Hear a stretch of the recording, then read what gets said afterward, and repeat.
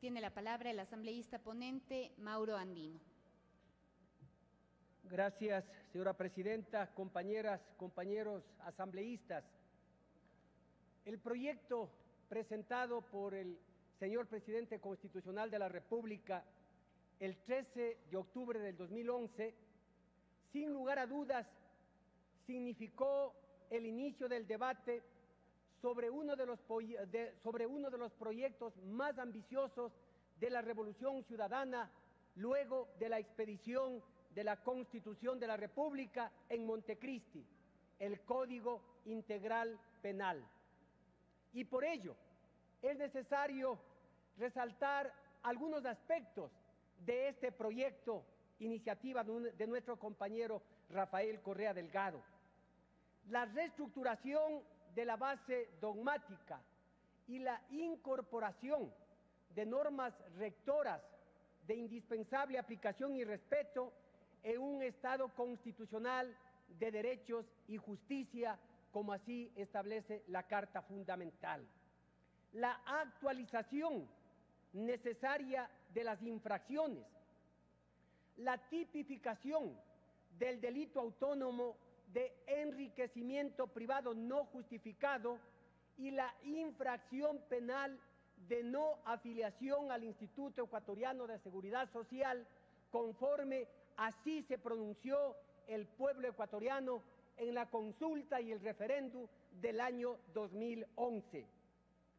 La adecuación de la normativa penal de tránsito a la nueva estructura dogmática prevista en el proyecto de Código Integral Penal, la depuración de procedimientos que permitían prácticas desleales en la contienda y que ahora promoverán una mayor participación de la víctima en igualdad de condiciones y sin ser revictimizada como ocurre actualmente. La eficiente resolución de los recursos en protección del derecho de impugnación de las partes procesales que se sienten inconformes con las decisiones judiciales. La inclusión, algo inédito, de un procedimiento más ágil para los casos de flagrancia y un proceso expedito para el juzgamiento de las contravenciones.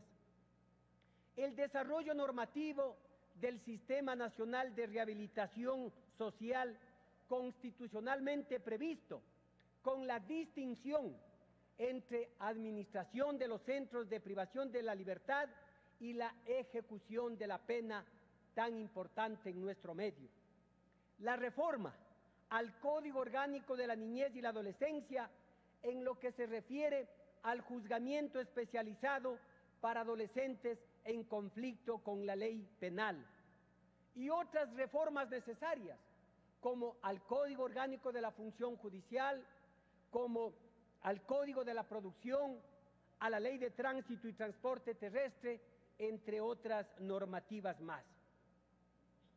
Después de la aprobación del proyecto de ley por este Pleno, el presidente de la República plantea dos objeciones que se refieren, plantea 73 objeciones, muchas de ellas de forma y otras de fondo. Sobre la objeción parcial al proyecto del Código Integral, hay que resaltar, en el libro preliminar que contiene las autoras, el presidente de la República plantea dos objeciones que se refieren, la primera, al artículo 7, dentro de los principios de ejecución de penas y medidas cautelares, sobre la necesaria separación de las personas privadas de libertad, manteniendo el texto aprobado en primer debate, y la segunda, al artículo 11, dentro de los derechos de las víctimas, que corrige un error de redacción para su mejor comprensión. En el libro primero encontramos 33 objeciones que reflejan la preocupación del Ejecutivo sobre ciertos aspectos de seguridad jurídica dentro del sistema penal ecuatoriano. 16 modifican parcialmente textos para complementar conductas dentro de los tipos penales. 15 corrigen errores de redacción, lo cual mejorará indudablemente su aplicación. 8 endurecen las penas en delitos como el tráfico de influencias, el enriquecimiento privado no justificado, la concusión, el contrabando, la defraudación aduanera, entre otros. 7 incorporan nuevos incisos o numerales a los artículos. Quisiera enfatizar, señora presidenta, en ciertas objeciones a las que la Comisión propone allanarse. La objeción formulada al artículo 69 del proyecto, que se refiere a las penas restrictivas de los derechos de propiedad. En esta se considera 2 situaciones que no fueron previstas: la posibilidad de extender el pago de la multa por cuotas al mismo plazo de duración de la pena privativa de libertad, y la posibilidad de que se reduzca la multa en casos de extrema pobreza. ¿Por qué? Porque la mayor parte de las personas que están privadas de la libertad es gente de la clase media para abajo, no los de cuello blanco o los que han saqueado a este país. La objeción formulada al artículo 95, que se refiere al delito doloso de extracción y tratamiento ilegal de órganos y tejidos. En esta se determina el tiempo de inhabilitación del ejercicio profesional si la autoría está en un profesional de la salud, que en concordancia con el artículo 65 debe constar expresamente en el tipo penal, por ser un tipo penal sumamente grave. La objeción formulada al artículo 183, que se refiere al delito doloso de calumnia. En esta se incluye 2 excepciones. La primera, que se refiere a las afirmaciones hechas en un juicio, y la exceptio veritatis. Además, en el último inciso se incorpora la retractación como forma de excluir la responsabilidad penal. Un solo tipo penal queda en lo que tiene que ver a estas acciones de calumnia, de difamación, muy diferente a lo que hoy está vigente y que llegan aproximadamente a 20 tipos penales. De igual manera, quisiera destacar la resolución de ratificarnos en el texto del artículo 244, que se refiere a la contravención de falta de afiliación al Instituto Ecuatoriano de Seguridad Social. El soberano, en la consulta popular, se pronunció mayoritariamente y dijo que había que tipificar como infracción la no afiliación al seguro. Si se hablaba de infracción, a la Comisión de Justicia y a este Pleno le daba 2 posibilidades. La primera, tipificarlo como una contravención, y la segunda, tipificarlo como un delito. Pero ¿qué consideró la Comisión y qué consideró este Pleno? Que debía tipificarse como una contravención con una pena de privación de la libertad de 3 a 7 días. En el evento de que no afilie, en el evento de que no cumpla con este mandato dentro de los primeros 30 días. Y también, si no cumple luego de los 48 horas en que se le dice: vea, señor empleador, vea, señora empleadora, pague, abone los valores y evítese acciones de carácter penal. En segundo lugar, la sanción prevista, considerando el artículo 201 de la Constitución, es la privativa de la libertad de 3 a 7 días, lo que acabo de resaltar, incrementando de 1 a 3 años. Algo similar al delito de homicidio culposo o también al tráfico de drogas a mediana escala, lo que sin dudar a dudas estaría en contraposición al numeral 6 del artículo 76 de la Constitución de la República, cuando se habla de la proporcionalidad de la pena. En el libro segundo, el veto parcial del presidente modifica 19 disposiciones, de las cuales 5 observaciones son de forma por errores de redacción y 14 observaciones son de fondo. De estas últimas merecen particular interés y la Comisión ha recomendado allanarse. la objeción formulada al numeral 3 del artículo 417, que incorpora una disposición que establece plazos de prescripción en los casos de desaparición de una persona.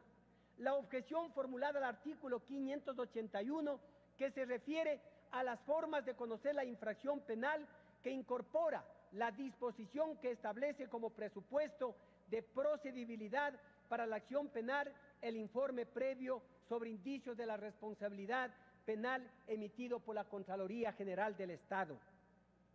La objeción formulada al artículo 640, que se refiere al procedimiento directo.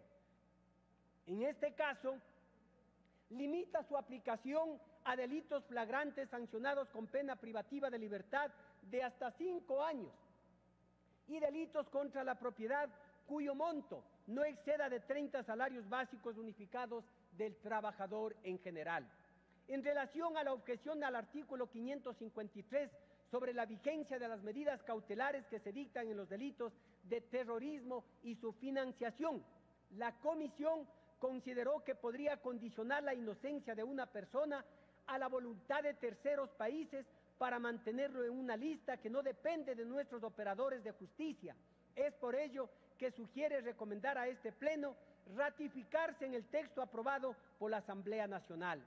Finalmente, en relación a las objeciones a los artículos 537 y 624 sobre la aplicación de las medidas sustitutivas a la prisión preventiva y en contra de las mujeres que cometen un delito, nosotros nos estamos ratificando, es decir, que se les dé medidas alternativas a la prisión preventiva cuando una mujer en estado de embarazo cometa algún tipo de delito, que vaya un arresto domiciliario o que también pueda utilizar el brazalete electrónico, una innovación que estamos incorporando en este Código Integral Penal. En el libro tercero, las objeciones del presidente de la República se refieren a los artículos 678 y 699 referentes a los centros de privación de la libertad y al régimen abierto de rehabilitación social respectivamente. En el artículo 678 se ha sugerido incorporar un inciso a fin de dar un tratamiento diferenciado para que aquellas personas privadas provisionalmente de libertad por delitos a premios. En lo que tiene que ver con el artículo 699, la modificación incorpora una redacción que precisa la naturaleza del régimen abierto de rehabilitación social. Al final del proyecto del Código se encuentran 68 disposiciones, de las cuales 14 fueron objetadas por el presidente. En general, se corrigió algunos errores para su mejor comprensión. Aquellas que merecen especial atención, las que se refieren a las disposiciones reformatorias al Código Orgánico de la Niñez y Adolescencia.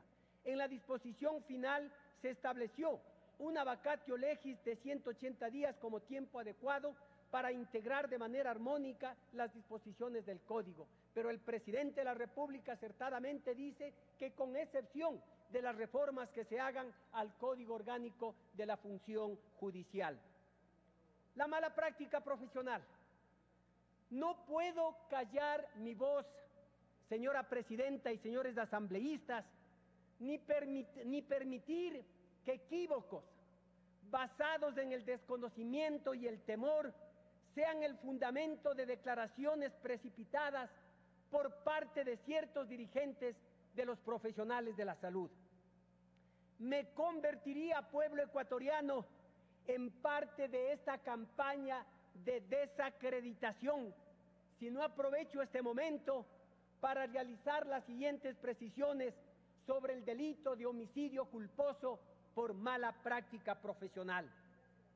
Debe quedar claro que la tipificación sobre la mala práctica profesional es un mandato constitucional que consta en el artículo 54 en el inciso segundo.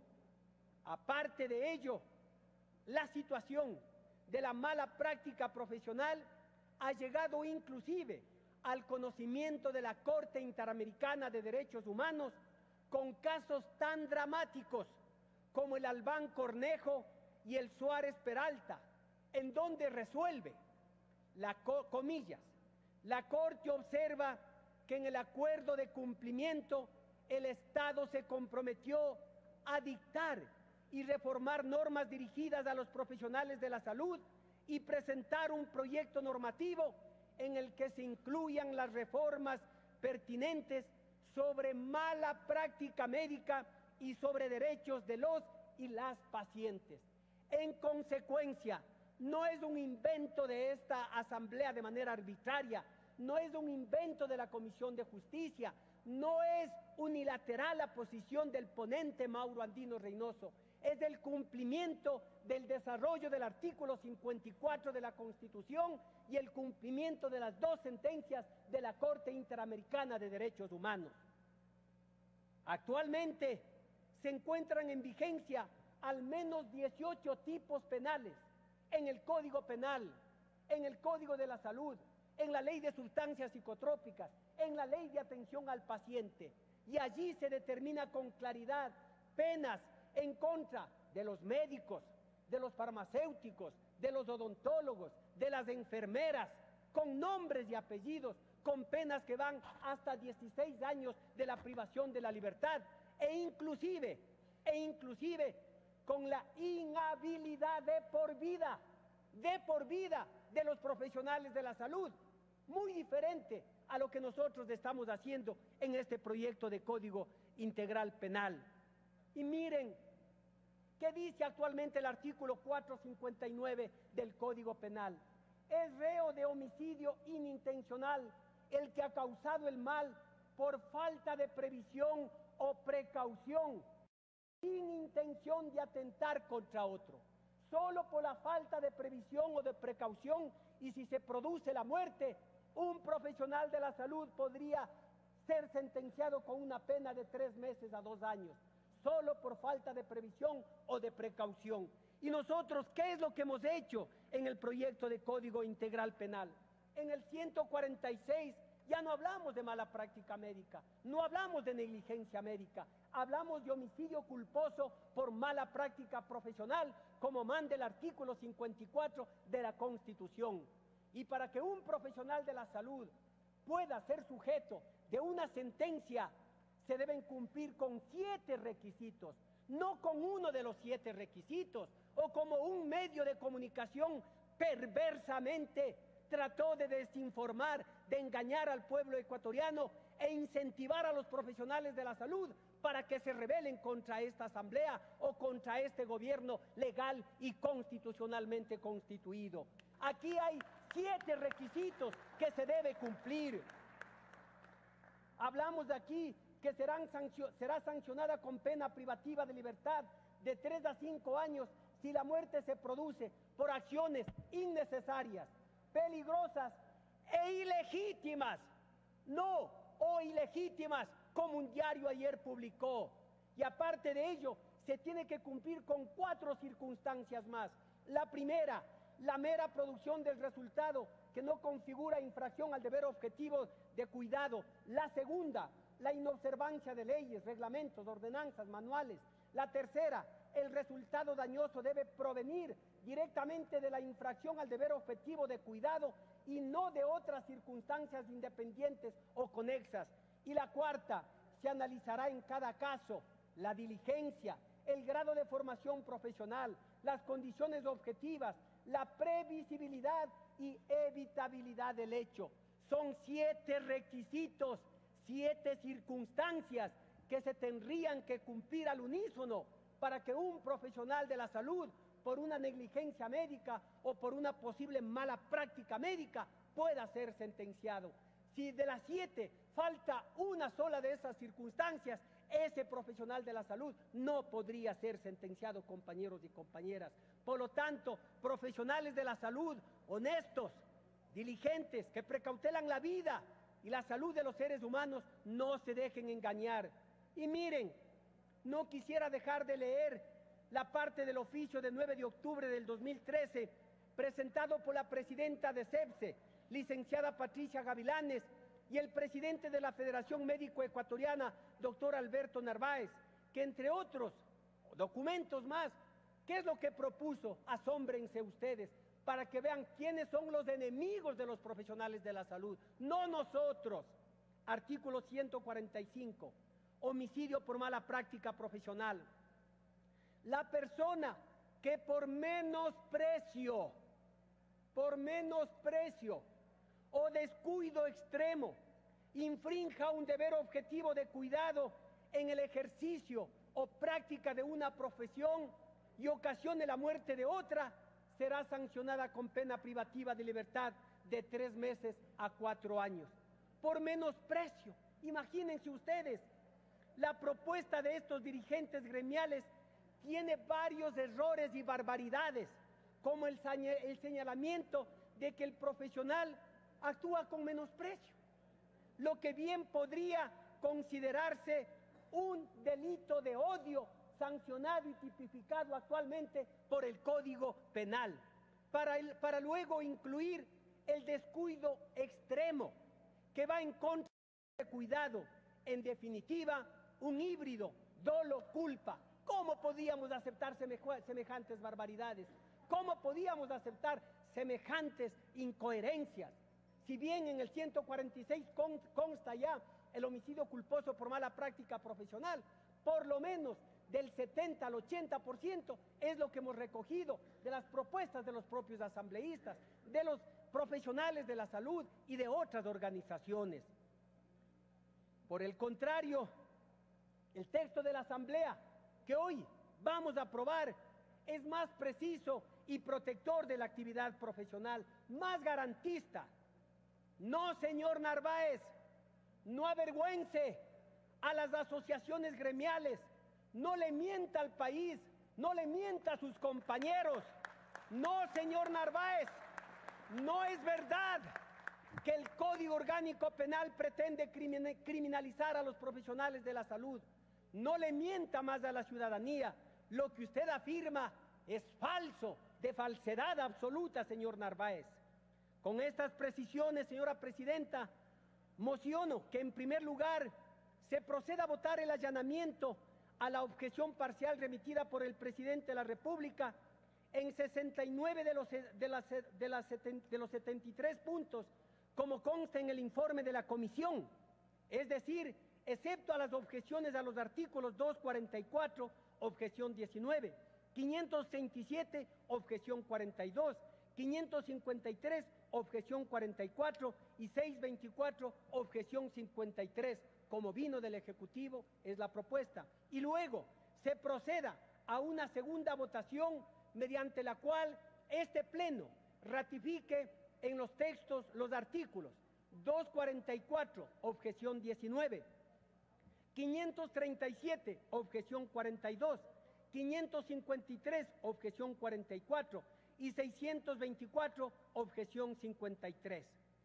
Hoy, señora presidenta, compañeras y compañeros, con la aprobación final de este código, daremos un paso más en el combate a la delincuencia. El trabajo de la Comisión de Justicia y de este Pleno no termina ahí.